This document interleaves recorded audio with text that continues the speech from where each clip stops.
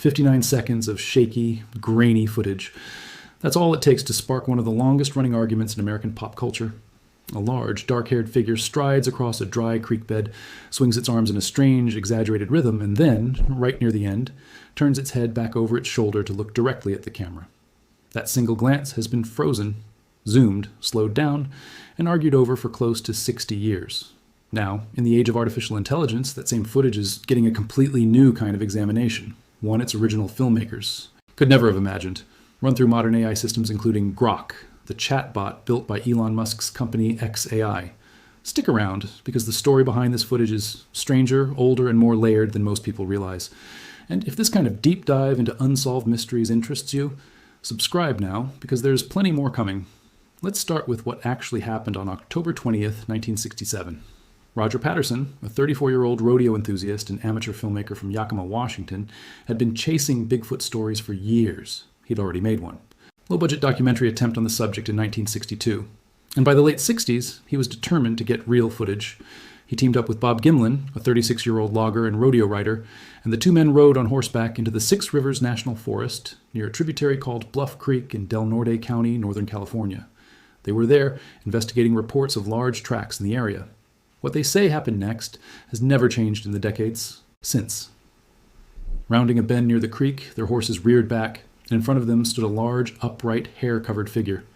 Patterson grabbed his hand-cranked 16mm Kodak camera and started filming while still on foot, chasing after the creature as it moved away from them.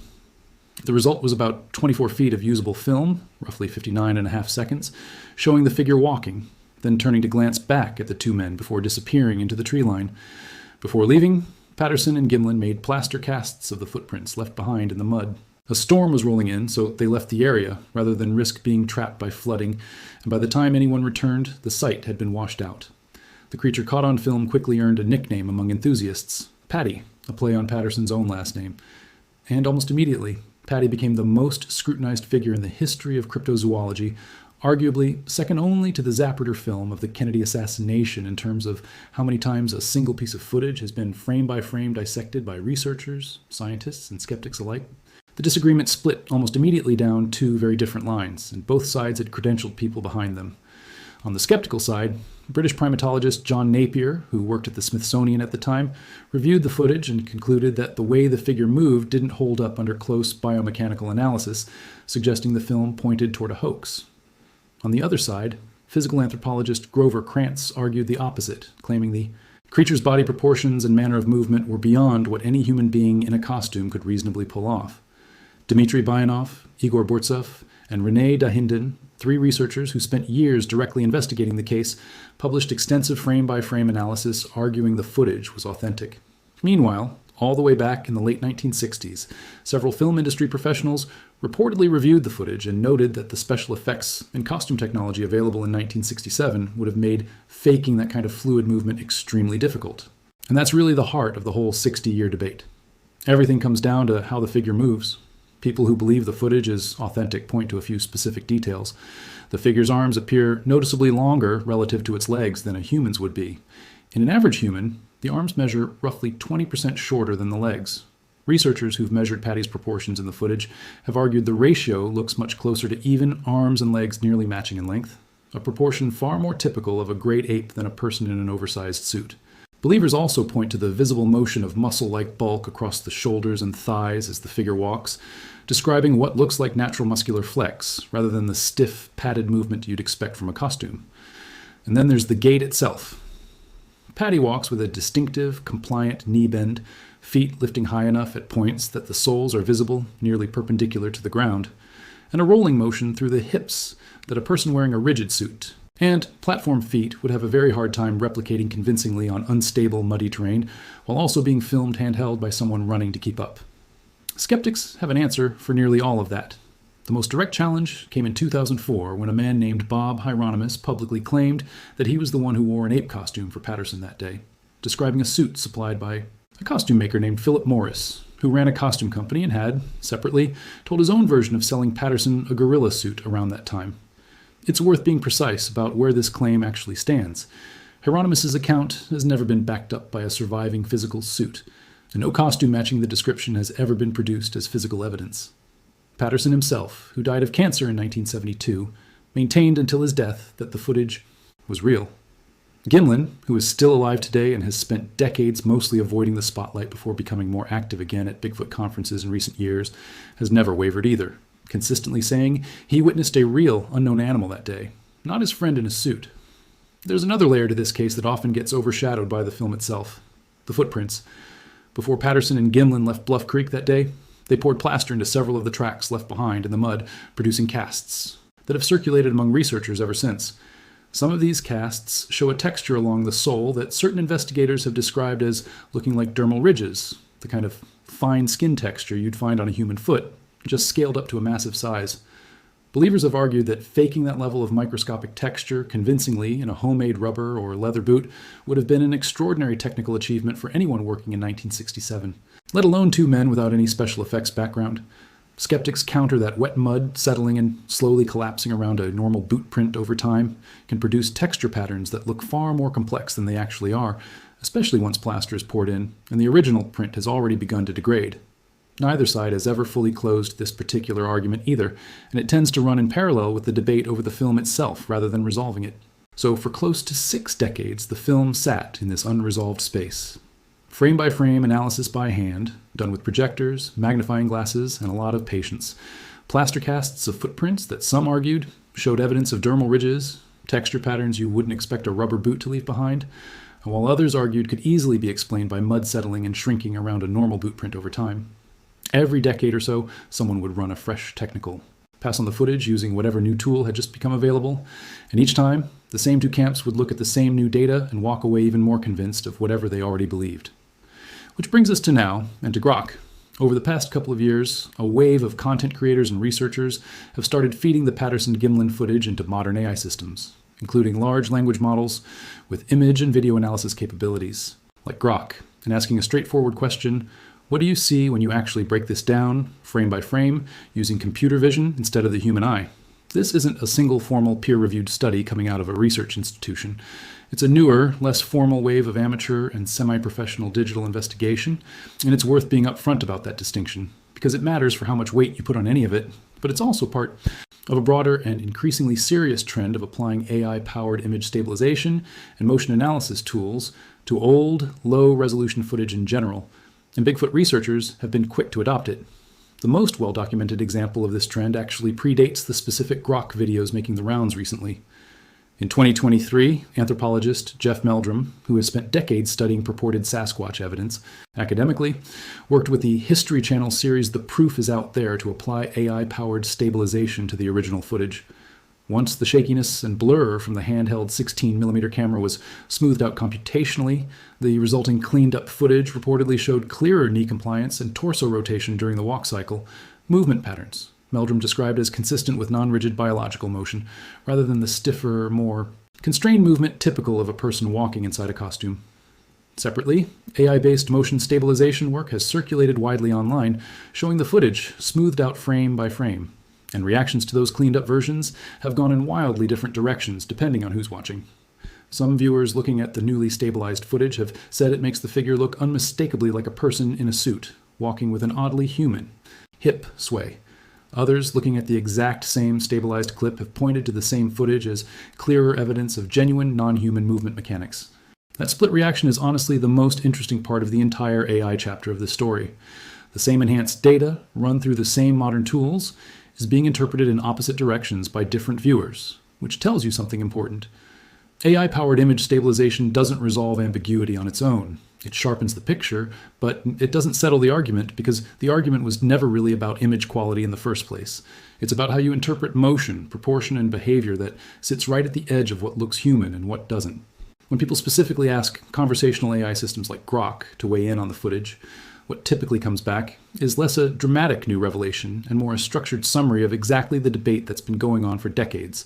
The arm-to-leg ratio question, the muscle definition question, the walking gait question, the unresolved Heironimus costume claim, the missing physical suit, Napier's skepticism, Kranz's counter-argument, and the fact that no forensic or scientific consensus has ever definitively closed the case either way. In other words, asking an AI model to analyze the Patterson-Gimlin film mostly produces a very well-organized version of the same open questions researchers have been chewing on since 1968, delivered faster and with better cross-referencing than a person doing the same research by hand ever could. That's not nothing, by the way.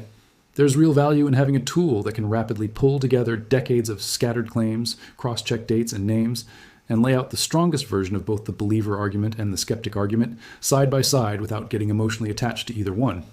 But it's also worth being honest that no AI system, Grok included, has access to information that definitively proves or disproves what's in that footage. No AI can conjure up the missing suit if one exists, and none can resurrect Roger Patterson to ask him direct questions. What these tools can do is process the visual data itself with a level of pixel-by-pixel consistency no human eye can match, which is exactly why the stabilization work has become the most genuinely useful contribution AI has made to this decades-old mystery so far. It's also worth noting that Grok isn't the only AI system that's been pointed at this footage. Various creators have run the same clip through different chatbots and vision models over the past couple of years, sometimes asking multiple systems the exact same question, just to compare how each one responds. Interestingly, the answers tend to converge more than you might expect. Nearly every model, regardless of which company built it, ends up circling back to the same handful of unresolved data points: the arm-length ratio, the gait mechanics, the muscle definition question, and the fact that the Heironimus costume claim has never been backed by a physical object. That convergence is actually a useful signal in its own right. It suggests these tools aren't inventing new theories out of thin air or picking a side based on some hidden bias. They're synthesizing the same body of decades-old research and reporting the same underlying uncertainty, just organized more efficiently than a person combing through old magazine articles and forum threads by hand. None of this stops people from asking, though, and that's part of why these videos keep getting made. There's something inherently compelling about handing one of the most argued over pieces of footage in American history to the newest, most advanced pattern recognition technology available and seeing what comes back. It scratches a very specific itch, the same itch that's driven every previous generation of Bigfoot researchers to run the footage.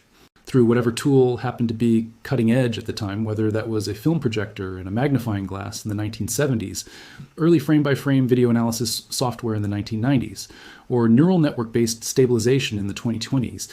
There's also a broader pattern worth noticing here, one that goes well beyond just this one piece of footage.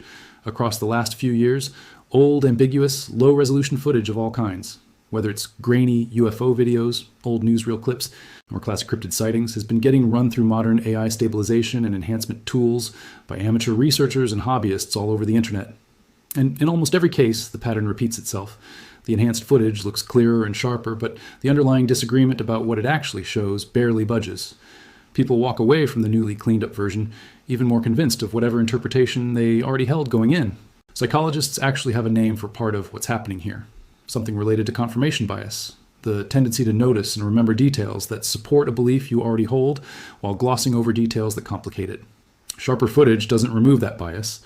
If anything, it can sometimes give people more specific-looking details to hang their pre-existing conclusions on. So where does that leave the Patterson-Gimlin film today? Nearly 60 years after two men on horseback said they stumbled onto something they couldn't explain, still exactly where it's been for decades. Unresolved, but more thoroughly examined than almost any other piece of amateur footage in history. We now have frame-by-frame breakdowns done by hand in the 1970s, biomechanical papers written by credentialed anthropologists on both sides of the debate, a costume claim that's never been backed by physical evidence, and now a fresh layer of AI-powered stabilization and analysis that sharpens the picture without actually closing the case. Every new tool that comes along gets pointed at those same 59 seconds. And every time, it seems to hand something back to both sides of the argument rather than settling it once and for all. Maybe that's actually the most honest way to think about this story going forward. Not as a mystery that's waiting for the right piece of technology to finally crack it wide open, but as a kind of ongoing test of exactly how much certainty modern tools can actually squeeze out of old, ambiguous evidence. The footage itself hasn't changed a single frame since 1967. What's changed is everything we're now capable of throwing at it. And so far, the film has managed to survive better than 50 years of scrutiny, from projectors and magnifying glasses all the way up to neural networks and chatbots, without giving up a definitive answer either way. Bob Gimlin, now in his late 80s, is still around, still occasionally showing up at conferences and podcast interviews, still telling the same story he told back in 1967. Roger Patterson never lived to see any of this modern chapter play out, having passed away just 5 years after he shot the footage that would go on to define an entire field of amateur research. And somewhere out there, whether in a forgotten storage unit or nowhere at all, The costume that supposedly explains everything has never actually turned up, which means the strongest piece of evidence against the film's authenticity remains, ironically, something nobody has ever actually been able to produce. It's a strange kind of stalemate when you step back and look at it. Usually, when new investigative tools get applied to an old unsolved case, at least one side of the argument picks up momentum over time, while the other quietly fades. That hasn't really happened here. Believers today point to essentially the same handful of details that convinced Grover Krantz decades ago, just rendered in sharper resolution. Skeptics lean on the same absence of a physical suit that's been the core of their argument since Heironimus first came forward. AI hasn't shifted that balance in any measurable way so far. It's mostly just made the existing evidence easier to see clearly, which, depending on how you look at it, either makes the case for authenticity stronger or makes the hoax explanation more visually convincing. Both camps seem to walk away from the sharpened footage feeling exactly as validated as they did before they watched it. If you've made it this far, you're clearly the kind of person who appreciates a mystery that refuses to wrap up neatly, and honestly, that's exactly the kind of story this channel loves digging into. So drop a comment and tell me which side of this you land on. Do you think advanced AI analysis will eventually settle this one way or another? Or do you think some mysteries are simply built to survive every new tool we throw at them, generation after generation, no matter how sophisticated that tool becomes? And if you want to see where this rabbit hole goes next, subscribe now, because there's a lot more strange, unresolved history still waiting to be uncovered.